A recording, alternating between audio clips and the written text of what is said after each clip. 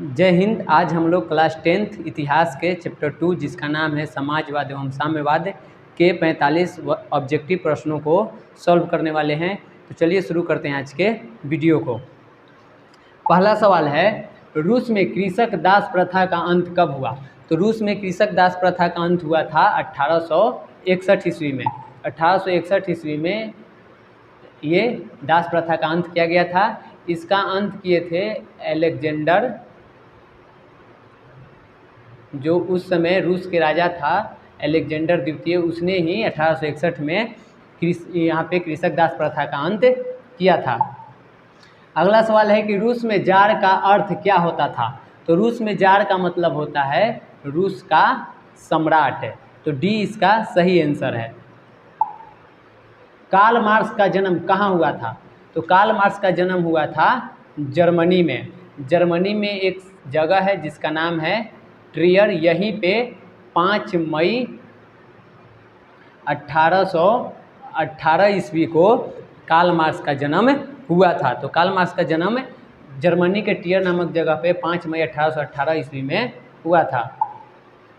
साम्यवादी शासन का पहला प्रयोग कहाँ हुआ? तो साम्यवादी शासन का पहला प्रयोग किया गया था रूस में।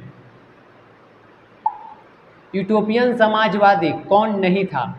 तो यूटोपियन समाजवादी यहाँ पे कार्ल मार्क्स नहीं था। बाकी ये जो लुई ब्लां है, सेंट साइमन है या रॉबर्ट ओवन है, ये सभी यूटोपियन समाजवादी में आते हैं।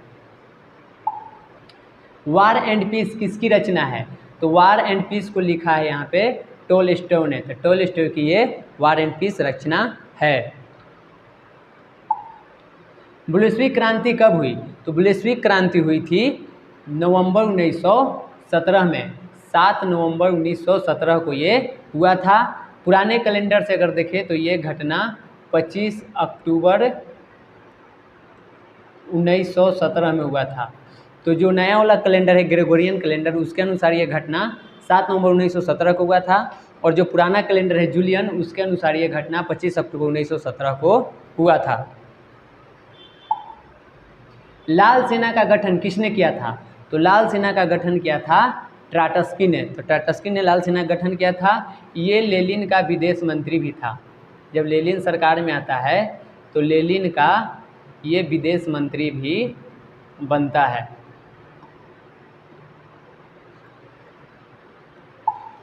लेनिन की मृत्यु कब हुई थी? तो लेनिन की मृत्यु हुई थी 1924 में।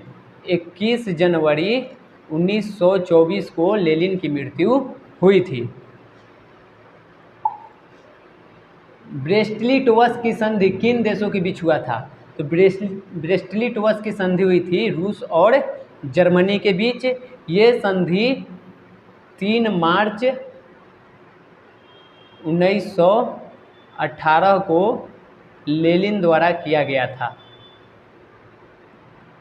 तो यहाँ पे ब्रेस्ट-लिटोव की संधि रूस और जर्मनी के बीच 3 मार्च 1918 को लेनिन द्वारा किया गया था।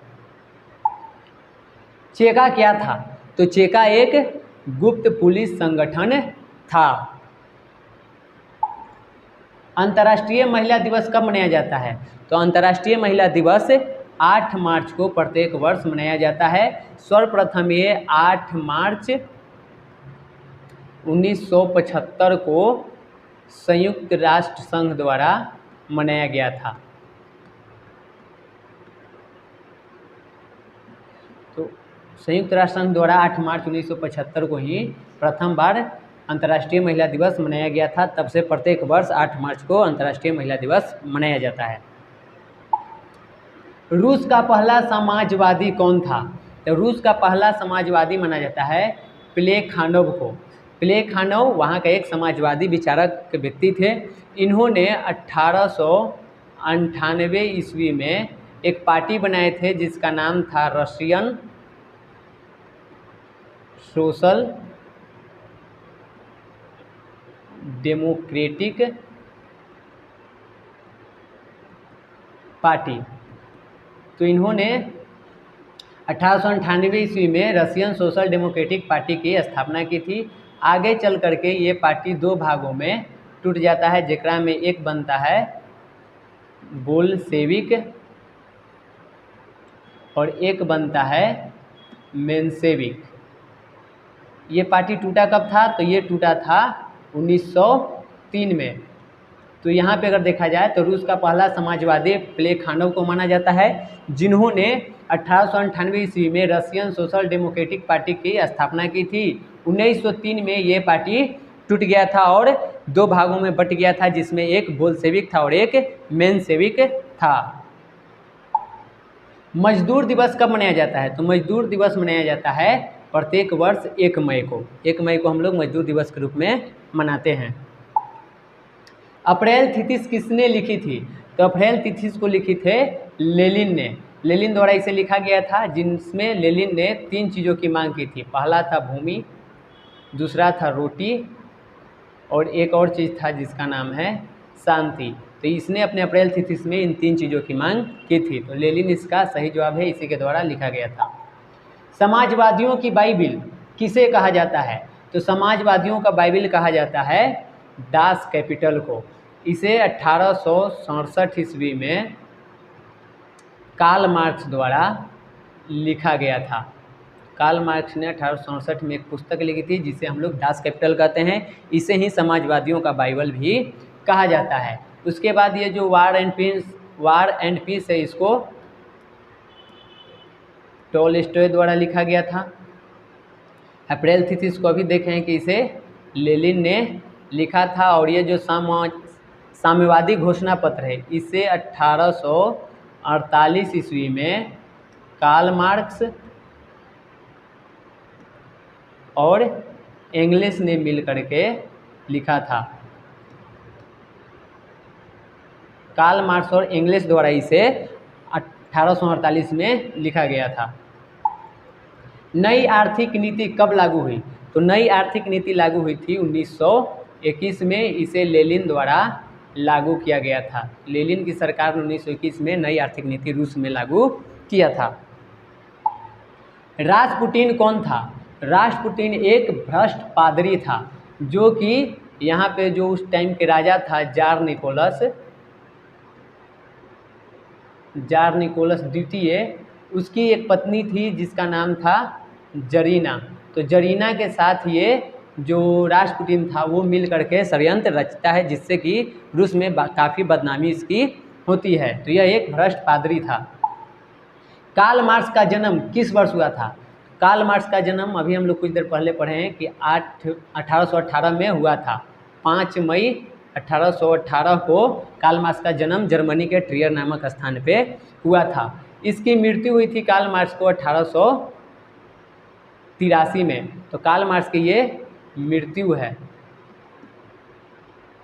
1883 में कार्ल मार्क्स की मृत्यु हुई थी। 1924 में लेनिन की मृत्यु हुई थी।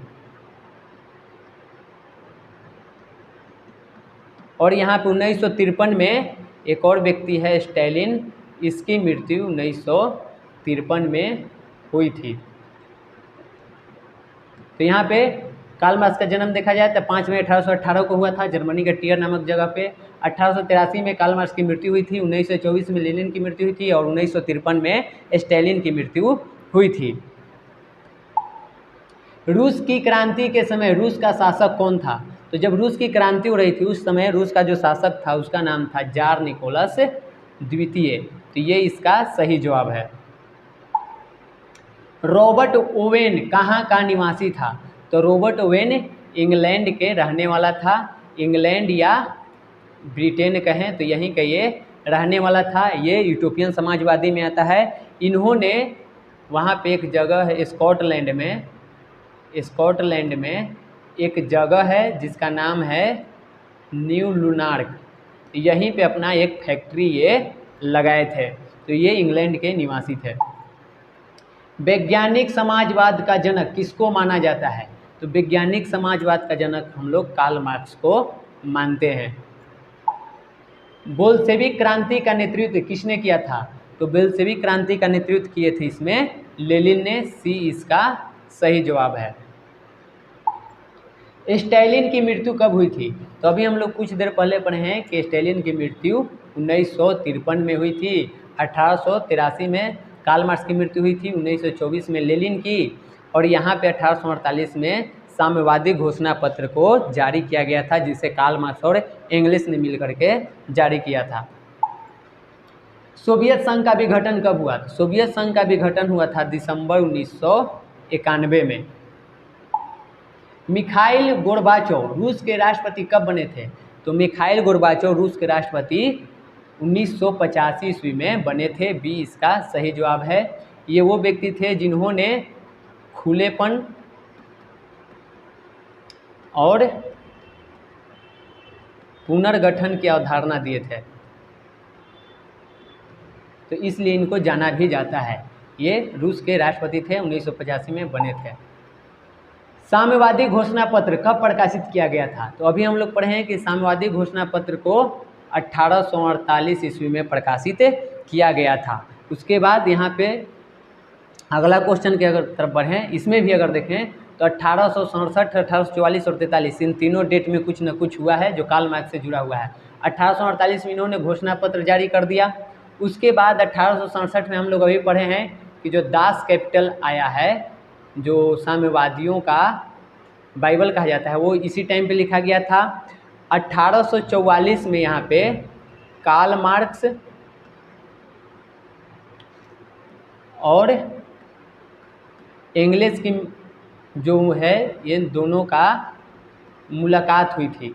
तो कार्ल मार्क्स और एंगल्स जब मिले थे पेरिस में, तो ये 1844 में ही एक दूसरे से मिले थे, जिसके बाद इन दोनों में दोस्ती हुई थी और ये दोस्ती जब तक ये थे तब तक रही थी। 1843 में कार्ल मार्क्स की शादी हुई थी जेनी नाम के लड़की से, जो कि कार्ल मार्क्स की बचपन के मित्र थी। तो जेनी से शादी किए थे। तो अगर इसमें पूरा देखें तो साम्यवादी घोषणा पत्र का प्रकाशन हुआ था 1848 ईस्वी में, दास कैपिटल 1867 ईस्वी में, 1844 ईस्वी में कार्ल मार्क्स और एंगल्स का पेरिस में मुलाकात होती है और 1843 में जेनी का शादी कार्ल मार्क्स से होता है। जेनी कार्ल मार्क्स के बचपन की दोस्त थी।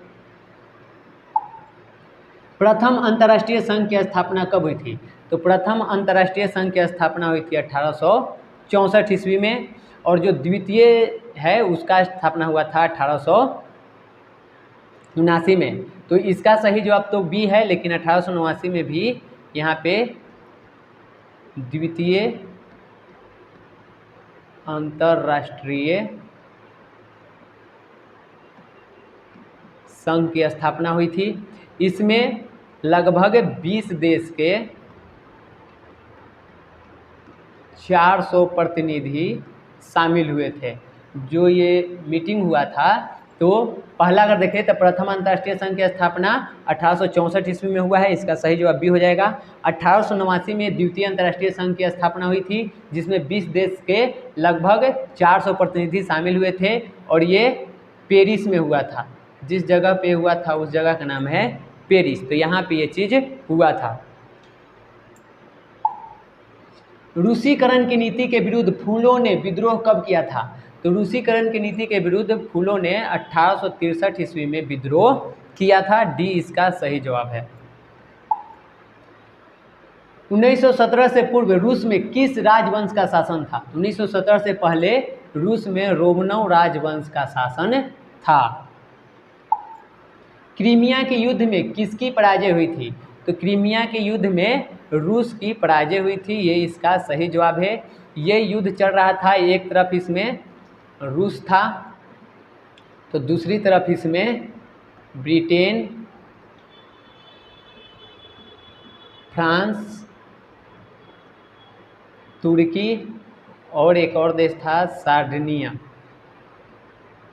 तो एक तरफ इसमें रूस है, दूसरे तरफ ब्रिटेन, फ्रांस, तुर्की और सार्डिनिया मिलकर के ये युद्ध कर रहा है। इसमें रूस की पराजय हो जाती है, हार जाता है, और इनकी जीत होती है। ये युद्ध 1853 से 1856 तक चला था। तो जो क्रीमिया के युद्ध है वो 1853 से 1856 तक चला था। इसमें एक तरफ रूस था, दूसरी तरफ ब्रिटेन, फ्रांस, तुर्की और सार्डिनिया था, जिसमें कि रूस की हार हो जाती है और बाकी के जो ये 4 देश हैं उनकी जीत होती है। 1905 के रूस जापान युद्ध में किसकी पराजय हुई थी? तो 1905 के जो रूस और जापान के युद्ध हुआ था उसमें रूस की हार हो गई थी, ये इसमें पराजित हुआ था। खूनी रविवार की घटना कब हुई थी? खूनी रविवार की घटना को अगर देखें तो ये 22 जनवरी को भी हुआ था और यहाँ पे 9 जनवरी भी सही है, ये दोनों इसमें सही है, मतलब इसका सही जवाब हो जाएगा इनमें से दोनों। अब ऐसा क्यों है, तो यहाँ पे हम लोग जानते हैं कि रूस में 2 कैलेंडर चलता है, एक है जूलियन और एक है ग्रेगोरियन। और हम लोग पढ़े थे तो उसमें देखे थे कि इन दोनों कैलेंडर के बीच 13 दिन का अंतर है। तो अगर हम यहाँ पे देखें तो इन दोनों डेट में भी 13 दिन का अंतर है, यानी कि हम जूलियन कैलेंडर से देखें तो खूनी रविवार की घटना 9 जनवरी को हुआ था और अगर हम लोग ग्रेगोरियन कैलेंडर से देखें तो ये घटना 22 जनवरी 1905 को हुआ था। तो इसलिए इसका जवाब हो जाएगा सी, इनमें से दोनों सही है। रशियन सोशल डेमोक्रेटिक पार्टी की स्थापना कब हुई थी, तो अभी हम लोग पीछे पढ़े हैं कि रशियन सोशल डेमोक्रेटिक पार्टी की स्थापना 1898 में हुआ था। इसको प्लेखानोव द्वारा स्थापित किया गया था। यही पार्टी आगे चल के टूट करके 2 भाग में बट जाता है, जिसमें एक भाग इसमें बनता है बोल्शेविक और दूसरा बनता है मेंशेविक। उसके बाद आगे देखें हम लोग तो सोशलिस्ट रिवोल्यूशनरी पार्टी का गठन कब हुआ था, तो जो सोशलिस्ट रिवोल्यूशनरी पार्टी है इसका स्थापना भी रूस में हुआ था और ये 1901 में इसकी स्थापना हुई थी, बी इसका सही जवाब है। बोल्शेविक दल किस मत वाला दल था, अभी हम लोग पढ़े हैं जो रशियन सोशल डेमोक्रेटिक पार्टी है वो 2 भाग में टूट गया था, एक बोल्शेविक और एक मेंशेविक। तो इसमें से एक जो है वो बहुमत वाला था और एक अल्पमत वाला था। तो यहाँ पे सवाल है कि बोल्शेविक दल किस मत वाला था, बहुमत वाला या अल्पमत वाला। तो बोल्शेविक दल जो है वो बहुमत दल वाला था, इसमें बहुमत था और इसमें जो लोग थे वो सर्वहारा वर्ग के लोग थे, इसमें सर्वहारा वर्ग आते थे। और ये जो है इसमें मेंशेविक थे दूसरा दल और इसमें बर्जुआ लोग आते थे, बर्जुआ वर्ग इसमें आते थे। तो यहाँ पे देखा जाए तो बोल्शेविक दल बहुमत दल वाला था, इसमें सर्वहारा वर्ग आते थे, अल्पमत वाले को मेंशेविक कहते थे और इसमें बर्जुआ वर्ग आते थे। प्रथम विश्व युद्ध कब से कब तक चला, तो प्रथम विश्व युद्ध चला था 1914 से 1918 ईस्वी तक, इतना दिन तक प्रथम विश्व युद्ध चला था। उसके बाद जो ये टाइम है 1939 से 1945, इस टाइम पे द्वितीय विश्व युद्ध चला था। तो ये द्वितीय विश्व युद्ध का समय है और ये जो है 1945 से 91, इस टाइम पे शीत युद्ध का ये कार्यकाल है। इस टाइम पे शीत युद्ध हुआ था और शीत युद्ध लड़ा गया था रूस और अमेरिका के बीच में। तो प्रथम विश्व युद्ध 1914 से 18 तक चला था, द्वितीय विश्व युद्ध 1939 से 45 तक चला था और जो शीत युद्ध लड़ा गया है रूस और अमेरिका के बीच ये 1945 से 91 तक चला था। जार की सबसे विश्वसनीय सेना टुकड़ी थी, तो जार की जो सबसे विश्वसनीय सेना टुकड़ी थी उसका नाम है प्रेओब्राजेंस्की। रोमनोव वंश का अंत कब हुआ, तो रोमनोव वंश का अंत हुआ था 12 मार्च 1917 को। कहानी कुछ ऐसा है कि 7 मार्च को यहाँ पे रूस में मार्च की क्रांति हुई थी। उसके बाद जो यहाँ के जो राजा है, जो शासक था, उसका जो सबसे विश्वसनीय सेना था प्रेओब्राजेंस्की, वो इसके खिलाफ हो गया था और तब जाके 12 मार्च को यहाँ पे जो राजा है वो गद्दी का त्याग कर दिया था और यही रोमनोव वंश का अंत हो जाता है। जार निकोलस द्वितीय इसका अंतिम राजा है। और यहाँ पे 7 नवंबर को हम सभी जानते हैं कि बोल्शेविक क्रांति हुई थी। 15 मार्च की वह डेट है जिस दिन यहाँ पे बर्जुआ का सरकार आया था, जो बर्जुआ वर्ग के लोग हैं उनके सरकार का गठन हुआ था 15 मार्च 1917 को। तो कहानी इसमें कुछ ऐसा है कि 7 मार्च 1917 को मार्च की क्रांति होती है, 12 मार्च को राजा गद्दी का त्याग करता है, 15 मार्च को बर्जुआ सरकार का गठन होता है और 7 नवंबर 1917 को बोल्शेविक क्रांति लेनिन द्वारा किया जाता है। लेनिन का विदेश मंत्री कौन था? तो लेनिन का विदेश मंत्री था ट्राटस्की। इसी को लेनिन ने अपना विदेश मंत्री बनाया था। इसको 1929 ईस्वी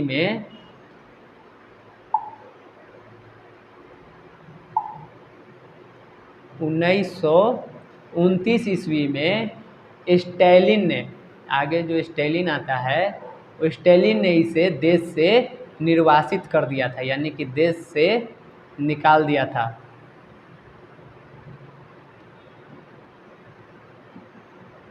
तो यहाँ पे लेनिन का जो विदेश मंत्री है उसका नाम है ट्राटस्की। इसी को वो अपना विदेश मंत्री बनाया था, जिसे 1929 में स्टैलिन द्वारा देश से निर्वासित कर दिया गया था। पंचवर्षीय योजना की शुरुआत किस देश ने की? तो पंचवर्षीय योजना की शुरुआत किए थे जो हुई है वो हुआ है रूस से। रूस ने ही इसकी शुरुआत की है। और रूस में किसके द्वारा?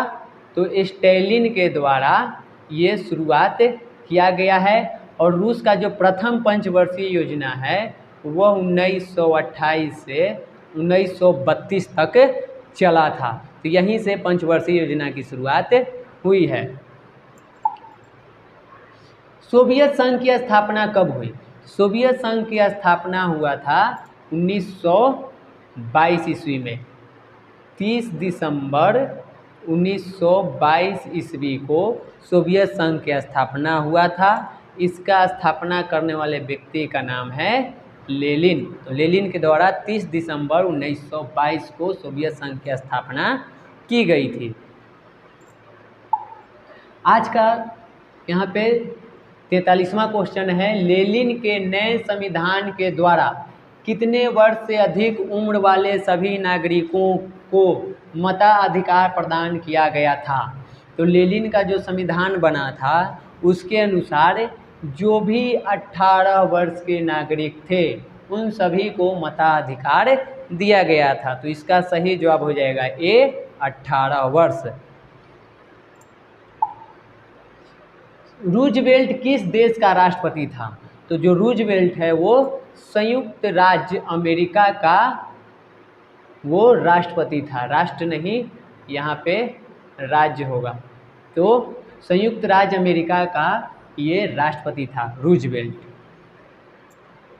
आज का आखिरी सवाल है, साम्यवादी झंडे का प्रतीक है। तो इसमें से हमें ढूंढना है कि कौन सा जो चित्र है वो साम्यवादी झंडे का प्रतीक है, यानी कि साम्यवाद का प्रतीक है।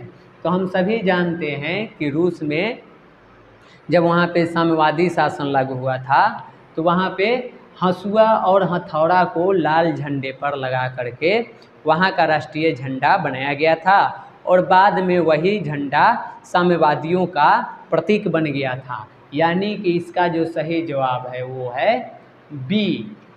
ये जो हंसुआ हथौड़ा है लाल झंडे पर, यही साम्यवादी झंडे का प्रतीक है। तो आज के हमारे इस वीडियो में इतना ही था। जितना हमसे ऑब्जेक्टिव बना कोशिश किए पूरा बनाने का। तो आज के लिए हम लोग इतना ही रहने देते हैं। मिलते हैं अगले वीडियो में एक नए चैप्टर के साथ। तब तक के लिए जय हिंद।